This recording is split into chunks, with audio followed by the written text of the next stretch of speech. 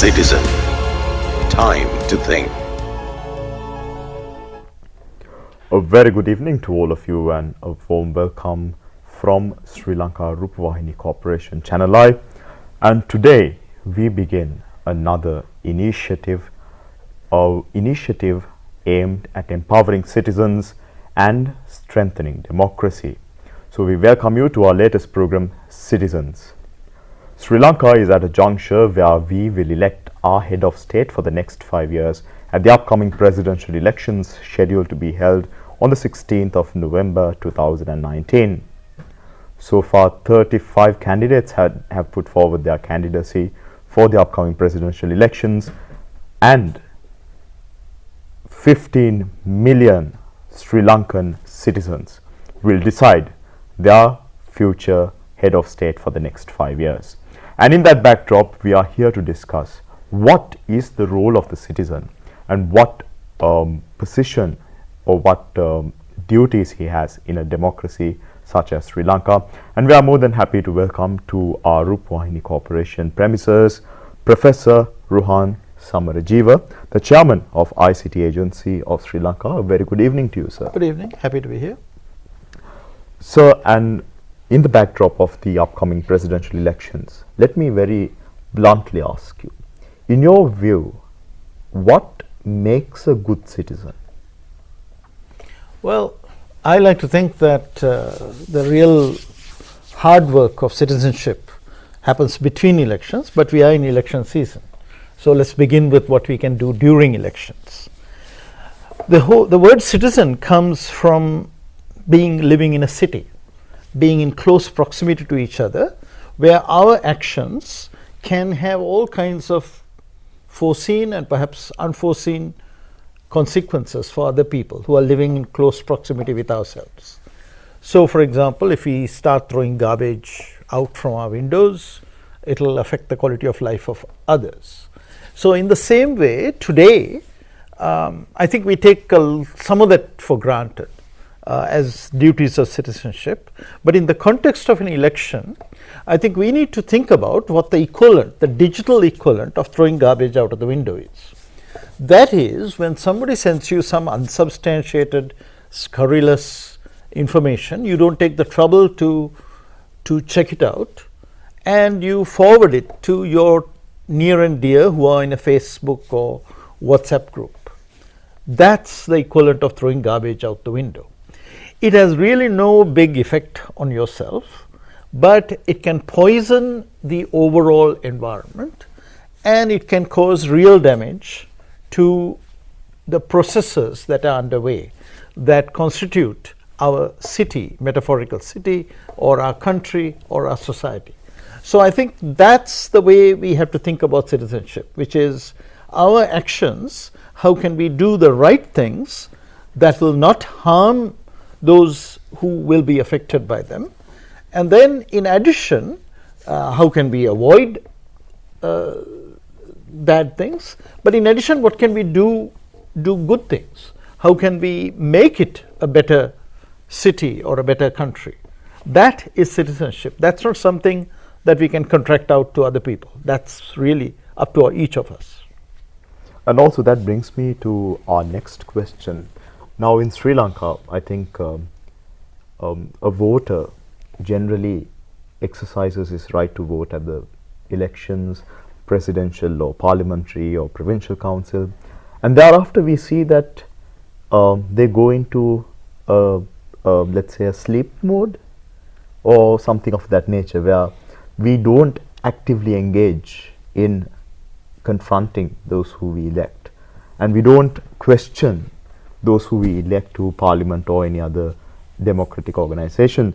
So do you see this as a growing trend in Sri Lanka, or do you see that there is a change in this attitude? Well, I don't think it's a growing trend. I think it has been there throughout. This Argentinian political scientist, Guillermo O'Donnell, has given it a name called delegative democracy. So we know about representative democracy, we know about direct democracy. But delegative democracy is where we periodically get all excited and elect some people, and then we kind of step back and we don't really engage to see what they're doing. We do not think of them as our agents or as our representatives, but instead we think of them as givers of various goodies to us. So we go to them, we ask for jobs, we ask if we are a business, we ask them for protection against our competitors, we ask them for favors, etc. But we don't really think of them as our agents, because that's the basic theory of democracy, is that because it's too complicated for 21 million people to discuss every little thing that is going on, we elect some people to be our agents for a limited period of time, and we expect them. Now, we can say, okay, we elected you, you do what you want. But that's really not what the relationship should be. It's about some degree of accountability, of a two-way communication, and doing what the people who voted you in to do, giving them leadership, giving them direction, talking to them about the hard decisions. But really, it's not about doing whatever you want, right? So that itself, it's been there for a long time. We are basically a semi-feudal society still, and we think in terms of feudal lords, and we expect our politicians to be, on one side we badmouth them, saying they're paid too much, they have too many cars, etc. But on the other hand, if you really have a poor politician who goes by bus, we'll be shocked to death, and we say, oh, that is how inappropriate. That's not what we expect of our leaders as well. So we are very confused on this matter. We are not the only country where this problem exists, but we have it in spades. And also that brings me to our next question, which is what mechanisms are available in Sri Lanka for a citizen to actively engage with the government after they are elected? Are you happy with the current legal mechanisms, or do you think that there should be further opportunities, further frameworks where people can directly engage with the government or the electors? So you see, the basic issue here is that this is actually called principal agent theory. So there are some principles, such as a person who owns land, who appoints an agent to do what he wants the agent to do. However, the agent has got a will of its own, has got a mind of its own, not necessarily the same as the principal. And the agent, of course, has more information. So there's an information asymmetry between the two. Now, this is a common problem, right? You can apply it to parents and children.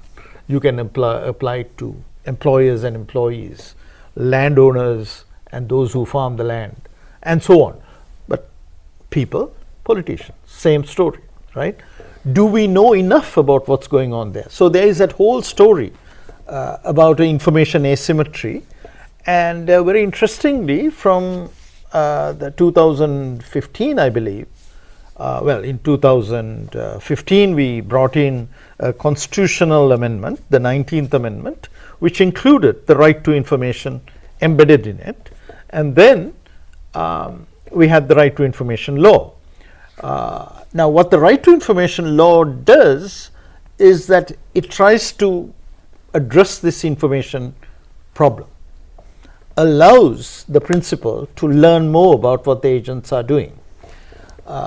And if you really think about it, the old style, Iceland, Scandinavia, Sweden, United States, people have been saying that they've had right to information forever and ever. The issue is that it was still costly and time consuming. It had high transaction costs. But is it possible in the day of the internet to have a much smoother process of getting that information? That, I think, is something we are working through. The second part of it is when it comes to actual policy formulation, lawmaking, etc. Can we have more participation? Can we have more voices brought in? Now, if you look at our parliament today, people think that the main business of parliament is done in that main chamber, the one that people have images in their heads of. They can be pleasant images, they can be unpleasant images of people fighting, people throwing things at each other, but they have an image of that chamber. They don't have images of the committee rooms. In today's parliament, a lot of work gets done in the committee rooms. So there are 20 sectoral oversight committees where a start has been made in broadening the conversation to beyond the elected representatives. And when it comes to elected representatives, I find when I go to these meetings, I find that you sometimes quite can't tell who's in the government side and who's in the opposition. They are looking at it in a more non-partisan way, the problem. They are all perhaps all wrong, sharing the same prejudices, or they are all saying, how do we get this done, right? I mean, I can have my opinions about what's going on. Right now, most of the time, it's by invitation. It's in many of these committees, it's government officials and some, people who the chair of the committee knows, who he or she has invited. But if we can make these committee proceedings a little broader, I think it's a good start. I think the speaker has really done something very significant in getting this process going. We don't really know how to. I mean, you may have seen on some television programs American committee hearings in the US Congress being televised. I mean, how do we get to that stage where the media actually starts paying attention to these things? This is the nitty-gritty part of government and citizenship. And if we can have, now we do have something called citizens, I don't know, I mean there's sometimes I see people and they're petitions. There's a petitions committee. So various people write and say, I have the public petitions committee. Public petitions committee. That's more like a supplicants kind of story. I'm not talking about supplicants. I'm talking about people actually contributing knowledge. Because I've had some very interesting experiences this way, which is when I was the telecom regulator, I held public hearings on rather esoteric matters, and I indicated my openness to receive comments and suggestions from people. And I'll just tell you a very small story. I got a letter once when we were working out the tariffs for the next year for fixed telephones. Those days, it was before mobile phones. And I got a letter from somebody saying, why are telephone charges the same on Saturdays as on weekdays? Because generally, you have high charges when usage is heavy to discourage use. And then when the network is doing nothing and it's asleep, nobody is using it, like at night, you have low charges. That's basic economic theory. So they were asking, why Saturday? So I gave it to one of my officers and I said, go find out. There's something called the diurnal usage pattern. I said, give me the diurnal usage pattern for Saturday. Now, I didn't think of it myself. My engineers who were working with me, young people, they didn't think of it. Some guy out of the blue thought about it. Because, we've had a 5.5 day work week in the old days, 60s, whatever. And somebody decided to make it a 5-day work week. But nobody changed the charging parameters for telephony. So we had high rates on Saturdays. I looked at the calling patterns, they're down. So what's the big deal? Lower the prices. If you lower the prices, you can actually get more money rather than keeping it high. That's citizen participation. And also, recently the chairman of the Elections Commission, Mahinda Deshapriya, makes a very interesting comment that this year 15 million voters will vote, and also this 15 million voters includes more than 1 million new votes who will exercise franchise for the first time in their life. So that I think that brings us to your area of expertise, that with this inclusion of the young votes, the young voter base, the dependency of election campaigning or election manifestos being discussed on social media has arisen as well. what challenges do you think are the Sri Lankan public facing when it comes to elections and social media? I mean, it's a very interesting area and also a very highly developing area of discussion as well. So if you really think about it, what social media, well, user generated content, right? That's what we talk about as social media, right? It's not like billions of people are watching the same thing. It's different groups of people, but the content is being generated at very low transaction costs by lots of people. The barriers to entry are very low. You don't need a studio, you don't need lights, you don't need cameras, you don't need any other. You can just get your ideas out. Now, whether people are watching you, whether people are paying attention, that's another story. But some people manage to get that attention, so they can be very significant. So it would be a very foolhardy campaign that would ignore the internet, ignore what is described as social media in this day and age. The issue with these things is, unlike with the old media, I'm not saying the old media is innocent. Old media have propagated falsehoods, maligned people, engaged in defamation, I mean, you name it. Conventional media have done all these things. I'm not absolving them of any of it.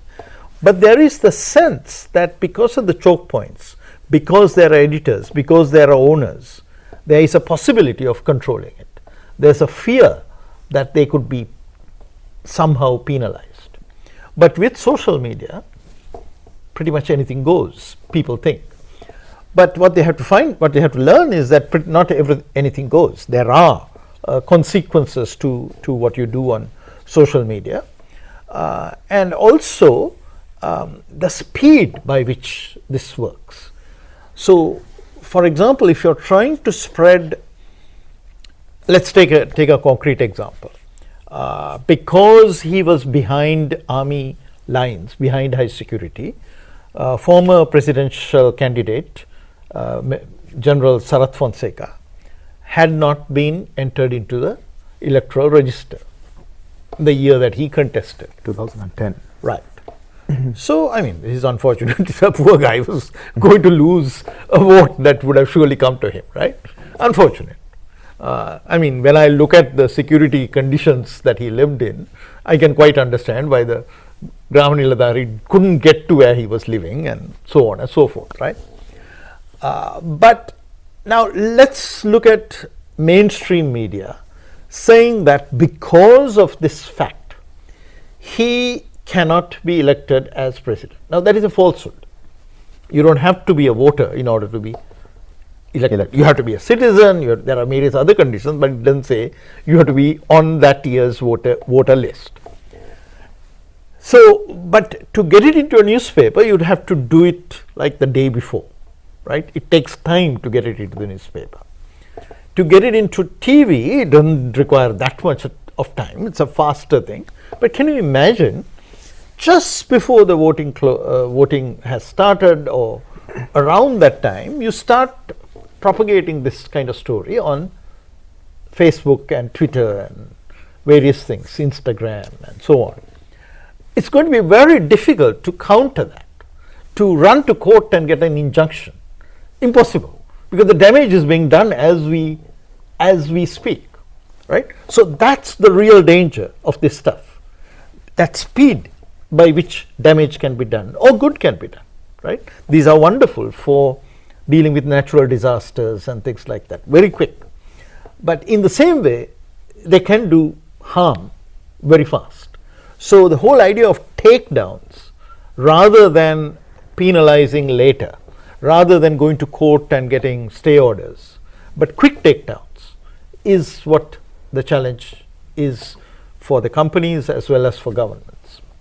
And I think that incident in 2010 brings us to a very interesting question, because social media was highly used at that point, and then on the day of the elections, social media was used to propagate the misinformation that presidential candidate, a former army commander, Sarath Fonseca could not be elected because of his name not being available on the voters list. So my question to you, sir, is that what mechanisms are there in Sri Lanka for countering such misinformation? Because we see, as social media users, misinformation not only dealing with elections but also dealing with other aspects being circulated and sometimes widely accepted by people, and that is dangerous to a certain extent, especially when it comes to a national election.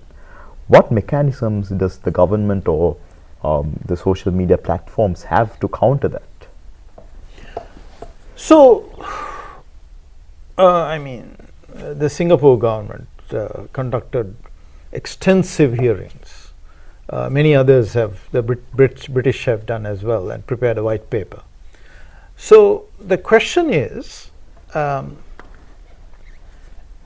we have to welcome the basic democratization of discourse that these new media offer us. First in the form of blogs, and now in the form of Facebook, Twitter, Instagram, etc. We have to welcome that, in my opinion.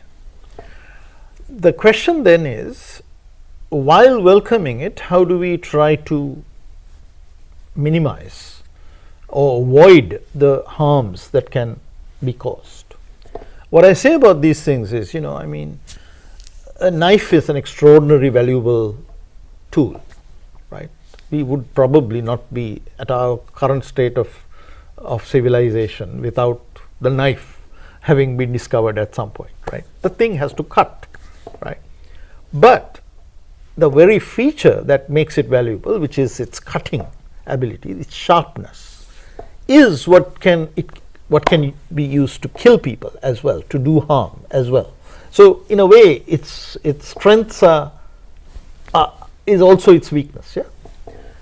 So with social media also, its strengths are also it's that openness, that lower barriers to entry. That's really its weakness also, right?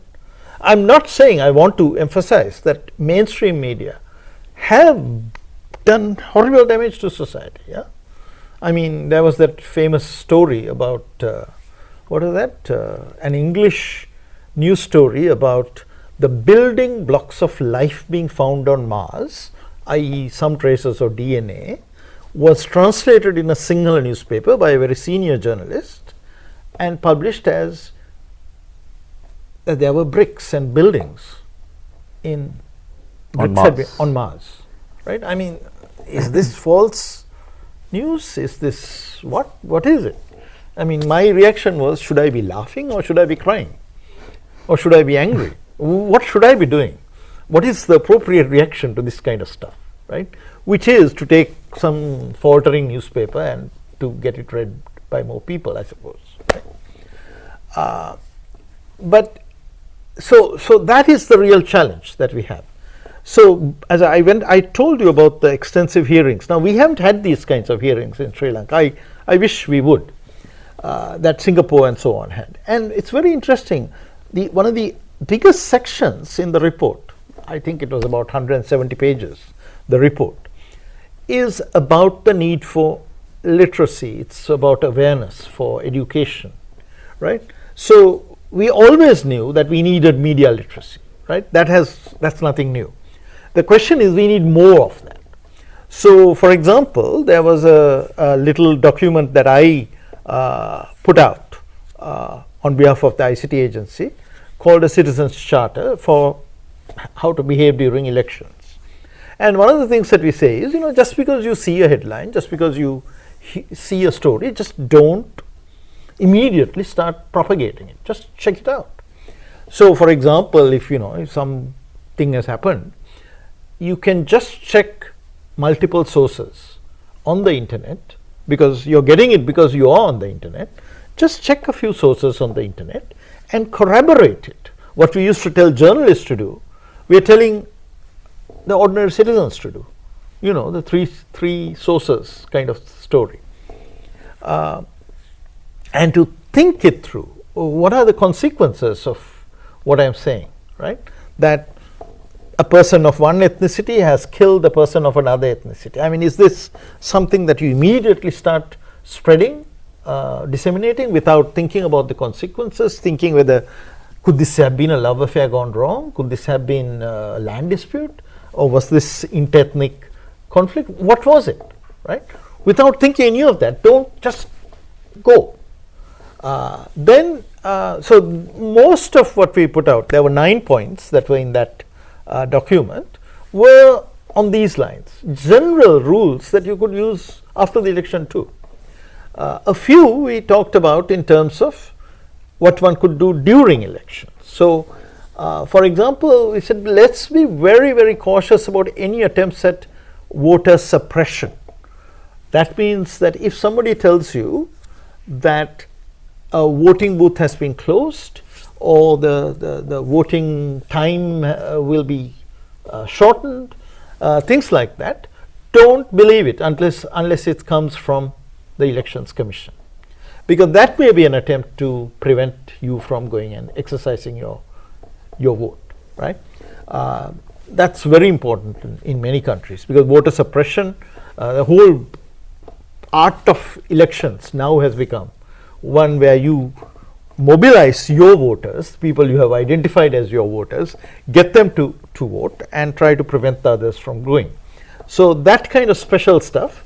And then we also talked about where they can complain.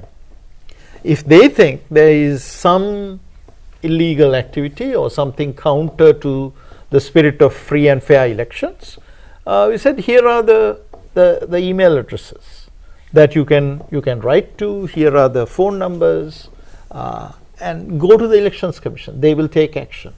If there is something, so let's say Facebook of course is the most powerful, the most popular of these platforms that carry user generated content.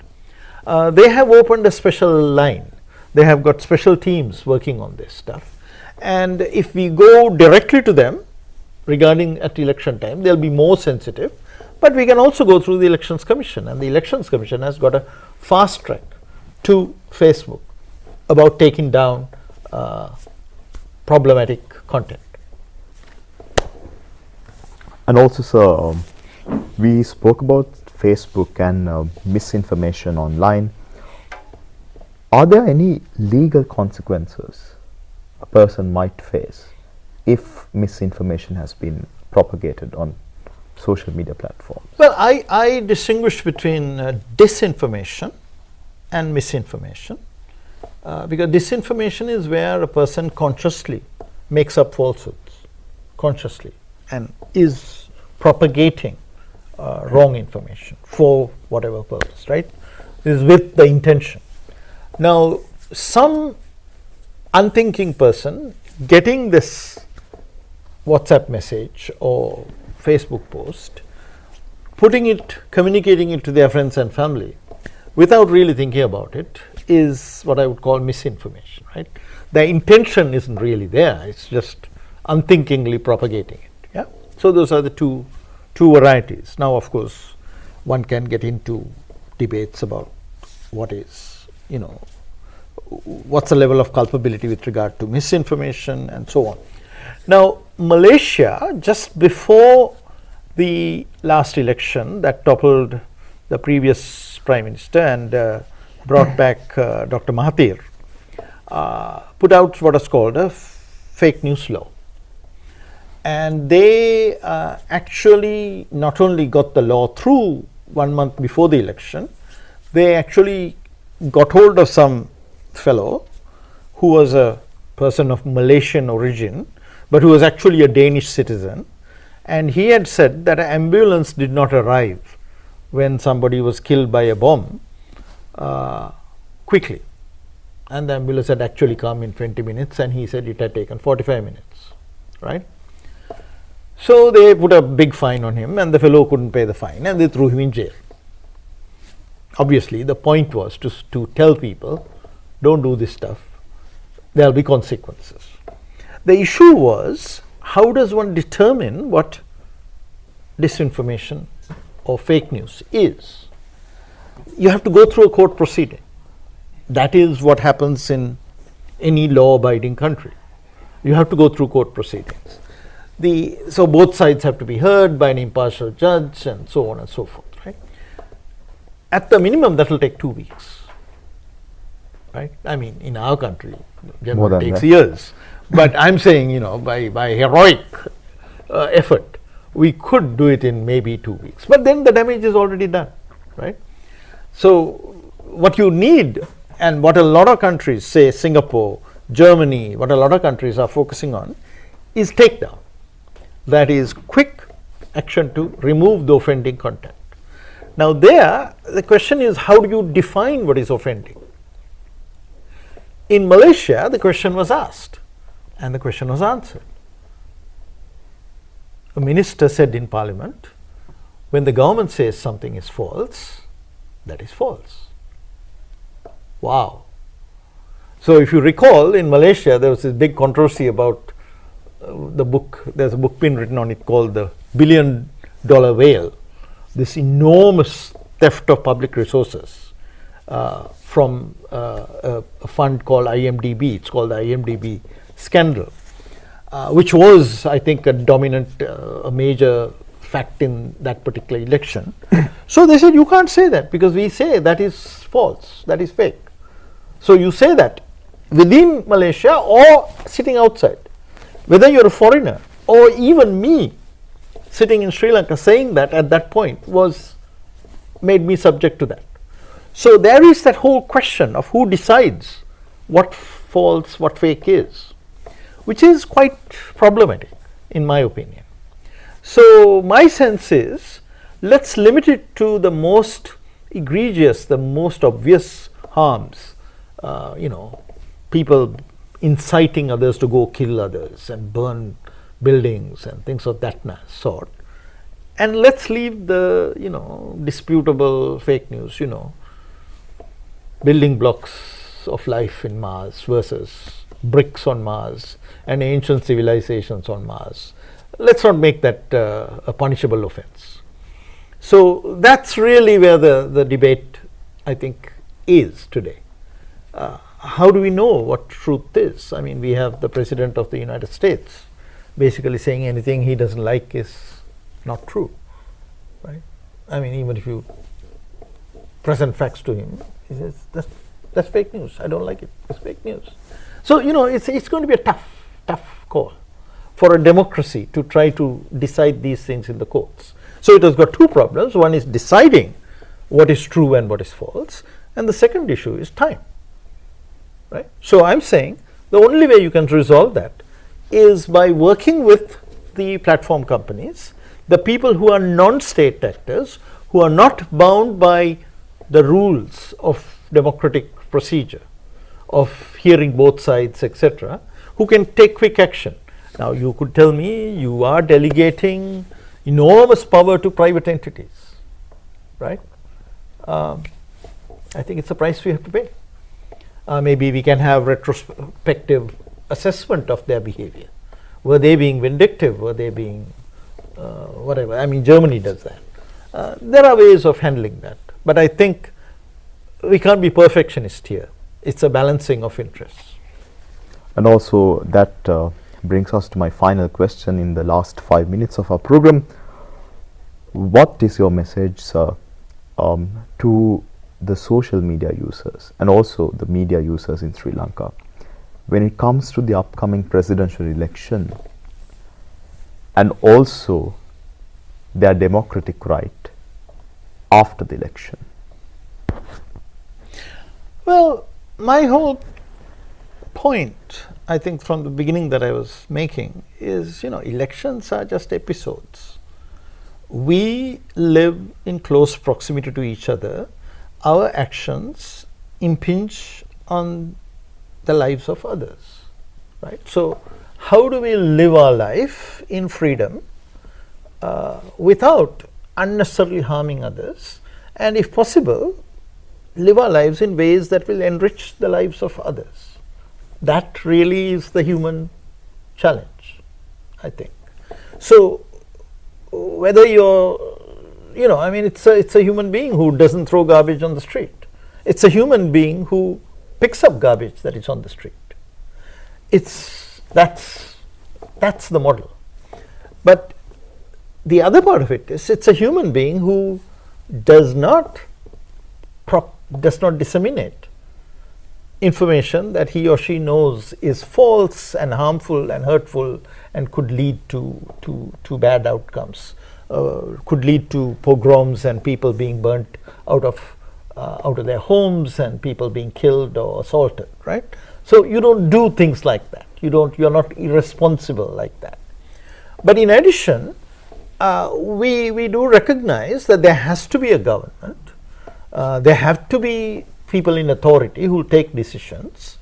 So it then behooves us to try to get the best people to do that. And should this be on the basis that they are in a particular caste, or because I've been voting for that political party from the day I was born, or my parents did, whatever. Should it not be one based on examination of manifestos, of previous positions, of participation in debates in media, and should we not make up our minds based on that? Should we not use the internet, the capabilities given by the internet, to find out about various claims being made, whether untruths are being stated?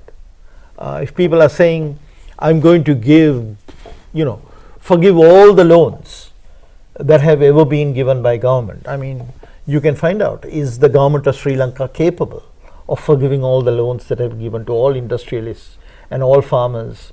And we've been giving out loans like they're going out of fashion.